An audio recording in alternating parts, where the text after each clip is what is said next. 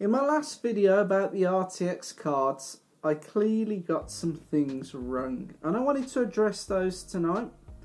I also wanted to address that thank you to the pros, we now have performance figures and overclocking videos. So the launch didn't quite go as Nvidia had planned, and to be honest, it's got a lot of people pissed. The reason being, we've got two elephants in the room. On the one hand, there is the price, and on the other hand is the fact that two of the main selling features of RTX are not currently available. So let's just quickly talk about the performance figures. In my previous video, I did quite clearly state that for gamers, probably a 2070 or 2080 would be more than you would need, and it's only the people that wanted to go for the absolutely highest, most mental frame rates and performance would be getting the 2080 Ti.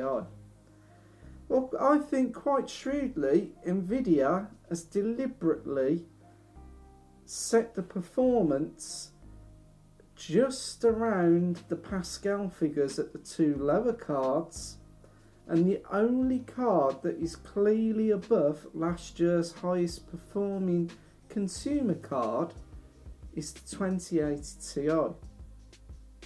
But the 2080 Ti, now the very first single consumer 4K card to do AAA games at above a comfortable 60 frames per second with all settings maxed, is coming in at double the price of its predecessor. And unfortunately, the 2080 is in such a close performance figures to the 2080 Ti, especially the AIB overclock cards.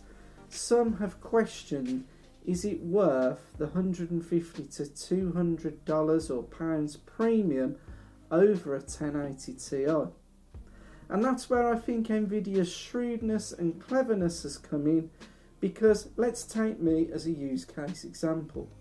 I knew, following all the rumours, I jumped on the RTX hype train, I followed all the leaks, I followed every bit of information I could. And in my eyes, why buy Pascal when we knew there was a newer, different version of card, new architecture coming out?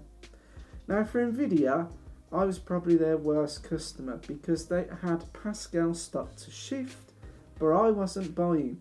I was waiting for the new cards. And I think this is why Nvidia has rushed the RTX launch, because they need to make sales after the mining crash. Now I think cleverly they've put their highest selling card, the RTX 2080 Ti, doubly inflating the price on it. They know the catchment is there, that people will want the fastest performance, and unfortunately when you're on that hype train, you're not thinking clearly, and you just see the performance figures and think, that's the best, I must buy that. And they're going to gain sales there. You've then got the middle of the road people, the more cautious people like myself that was thinking, I'd probably slot in on a 2080. We know it was going to be a bit more expensive than the 1080, but we expected performance far greater than the flagship 1080 Ti, but that wasn't the case. And now that's left the 2080 in the realms of, well, do I really pay that little bit extra for performance I could get from a 1080 Ti? Now Nvidia wins either way, because the people that adapt to the 2080 pay that little bit extra, and the people that have been waited so long for the 2080 and realise the performance isn't much greater than the last flagship, they're going to think, well, the value's in Pascal, and buy Pascal. The 2070, we haven't quite got any performance figures on yet, but knowing that the 2080 only just comes on par to a 1080 Ti, I don't see the 2070 encroaching past the 20, it's past a 1080. So once again, Nvidia's winning at the lowest and the middle price points, in that if you think they're too expensive, you'll jump back to Pascal. And with how Nvidia has done this, running both cards side by side in parallel, they're going to sell on either side because they own the market currently. AMD has got absolutely no competition to bring to the table. And I've saw a lot of things online recently saying, oh, wait for 7nm Navi, it's coming, it's going to blow RTX out the water. Well, it's very quiet on the AMD front. And as I was aware, and I understood from previous AMD keynotes, the 7nm Navi was being very much backed by Sony because it is going to be the chipset, the GPU chipset that is going into the new PlayStation, and I would also imagine the new Xbox. I think AMD is cleverly cornering the console side of the market more than the PC side of the market. That's not saying they're bringing their own lower end cards like we've had with the RX series, but I'm not expecting AMD to be smashing in on Nvidia's door. Now what I do think, and what I'm predicting here, I could be wrong, but I think if the consoles pull in 7nm Navi, they will be looking at doing ray tracing, they will have some form of deep learning super sampling, and I think consoles will bring the fight back to PCs at the 4K level. So with everything we've said and all the information that we've gathered, I now know that I want a 2080 Ti.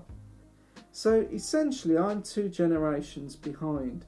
I could save money and buy a 1080 Ti, but I absolutely believe in RTX.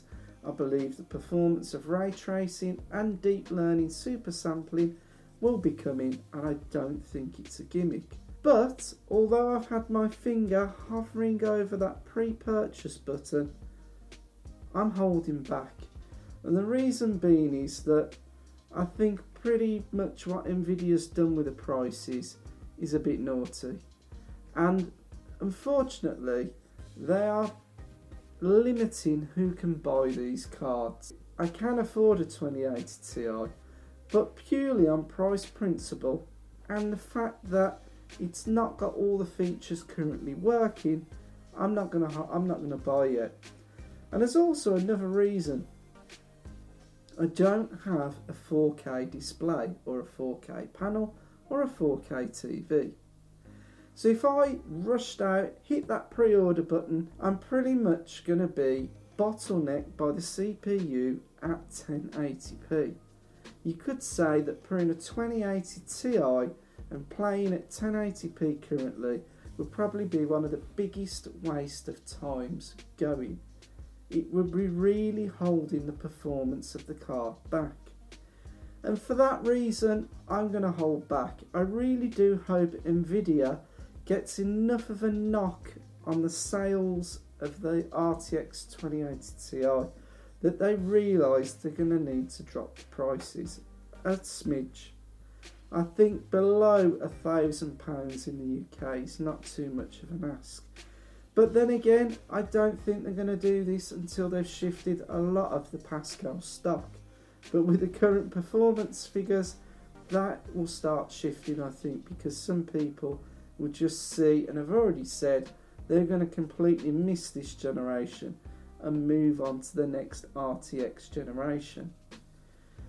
So it has been slightly disappointing, but I'm quite prepared to sit on my money and sit back and wait. And not only that, while I'm waiting, AIBs are going to develop faster and better overclocking cards. We've already seen the pros mentioning that the overclocking potential is restricted by the power draw. They are hitting the power limits of the cards. So as AIB make better or different PCBs for the cards, giving us more power draw, perhaps these cards will overclock even further. At the moment, I just need the raw horsepower of the card. To me, DLSS and RTX are the cherry on top of the cake. So I'd love to know your thoughts in the comments below. Are you an early adapter? Have you already pre-ordered and just thought sod the price and buying it? Or are you like myself, just going to hold back for that little bit longer and just wait to see what happens and how the cards mature? For the minute, I've got to worry about getting a 4K display. And trust me, if you thought picking an RTX card over a Pascal card was difficult, I'm about to enter the whole minefield of what 4K TV or panel to get. Well, thank you for watching. I wanted to bring this video because I didn't want to put out a confusing message over Twitter, because I've been very much in the camp of buy, don't buy, buy, don't buy, buy, don't buy. As I say, I am clearly set on definitely an RTX 2080 Ti. Hope life's treating you well, and thank you for watching this video tonight, and I will see you pretty soon in the next one. Ta-da.